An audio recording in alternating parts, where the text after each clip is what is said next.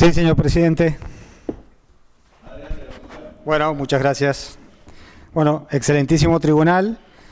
en la oportunidad que prevé el Código Ritual, a los fines de contestar cada uno de los planteos esgrimidos por la defensa en estos largos alegatos, tratando obviamente en principio de ratificar en un todo la pieza acusatoria oportunamente esgrimida por este Ministerio Público Fiscal al comienzo de los alegatos. En primer lugar, voy a contestar el planteo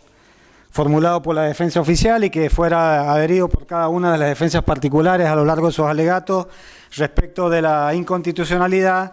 de la Ley 25.779. En este sentido, la Corte Suprema de Justicia de la Nación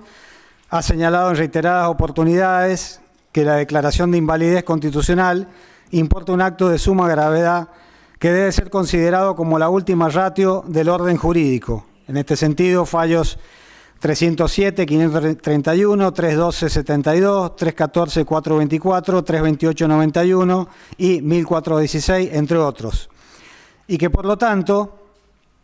este análisis es solo practicable como razón ineludible del pronunciamiento que la causa requiere. Fallos 328, 1491, considerando 27 del voto conjunto y su cita de fallos 260, 153, entre otros. Surge evidente que el temperamento adverso indicado por cada una de las defensas oficial y defensas particulares resulta imperativo. En este sentido, señala la Corte que debe agotar todas las interpretaciones posibles de una norma antes de concluir con su inconstitucionalidad. Sabido es que la inconstitucionalidad es un remedio extremo que solo puede operar cuando no resta posibilidad interpretativa alguna de compatibilizar la ley con la Constitución Nacional y los tratados internacionales que forman parte de ella. Dado que siempre importa desconocer un acto de poder de inmediata procedencia de la soberanía popular, cuya banalización no puede ser republicanamente saludable. Fallos 328, 1491, considerando 27 del voto del doctor Zaffaroni y de la doctora Hayton de Nolasco. Específicamente en el fallo Simón, Julio Héctor y otros sobre privación ilegítima de la libertad, causa 17.768 del 14 de junio del 2005, fallos 328, 2056, la Corte Suprema de Justicia de la Nación resolvió definitivamente la inconstitucionalidad de las leyes de impunidad y validó la Ley 25.779. Así, nuestro máximo tribunal manifestó, considerando 31, que desde este punto de vista,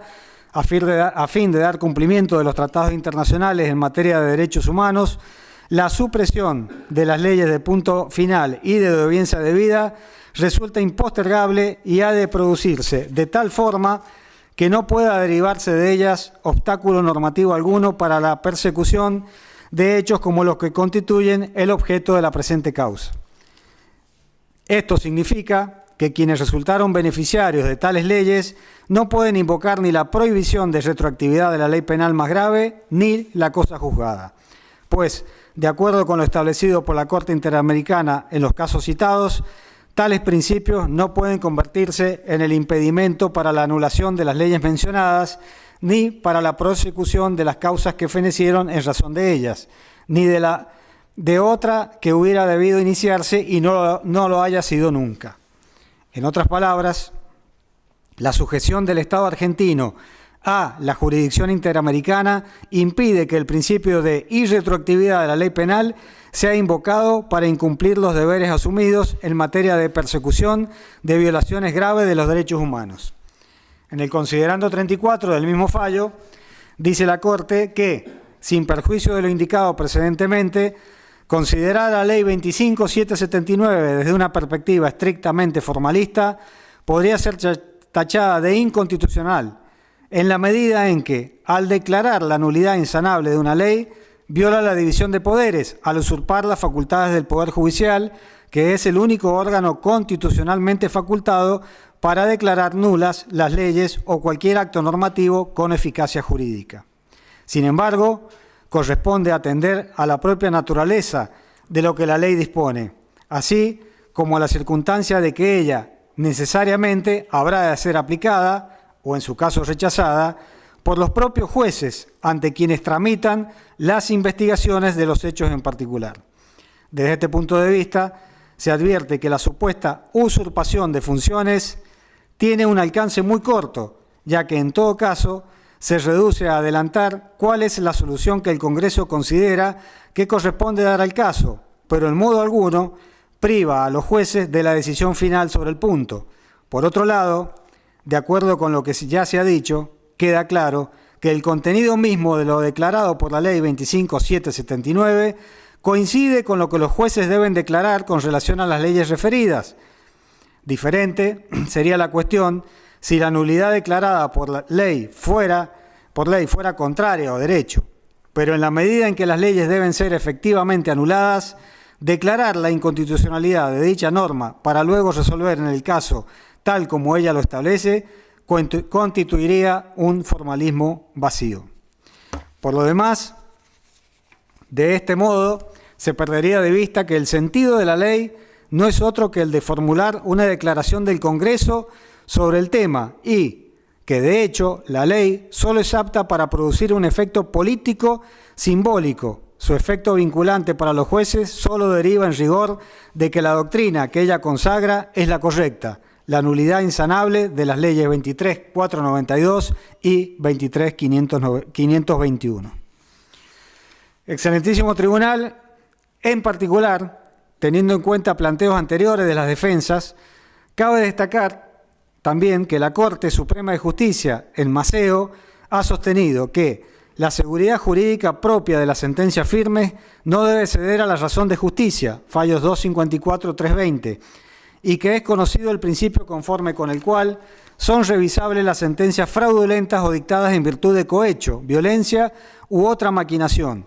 agregando que no puede invocarse la garantía cuando no ha habido un auténtico y verdadero proceso judicial, ni puede aceptarse que, habiendo sido establecida la institución de la cosa juzgada para asegurar derechos legítimamente adquiridos, cubra también aquellos supuestos en que los que se reconoce que ha mediado solo un remedio del juicio, fallos 279, 54, entre otros.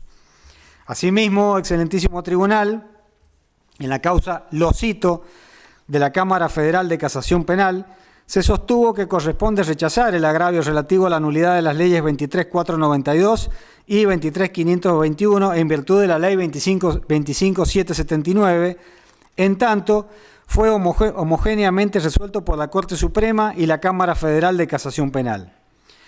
mediante el reconocimiento de una norma ya vigente, jus cogen, en función del derecho internacional público de origen consuetudinario. No se fuerza la prohibición de retroactividad de la ley penal, sino que se reafirma un principio instalado por la costumbre internacional, ya que tenía vigencia al tiempo de comisión de los hechos. La imprescriptibilidad de los crímenes de guerra y de los delitos de lesa humanidad no deriva de una categorización ad hoc y ex post facto y determina descartar tanto los planteos de prescripción como los que se fundan en la afectación al principio de legalidad. Por lo tanto, debe agregar este Ministerio Público Fiscal que defender la constitucionalidad de la Ley 25.779 es, lisa y llanamente, ejercer un adecuado control de convencionalidad, defendiendo principalmente el temperamento adoptado numerosas veces por la Corte Interamericana de Derechos Humanos, principalmente en los fallos Almonacid Arellano versus Chile y Barrios Altos versus Perú.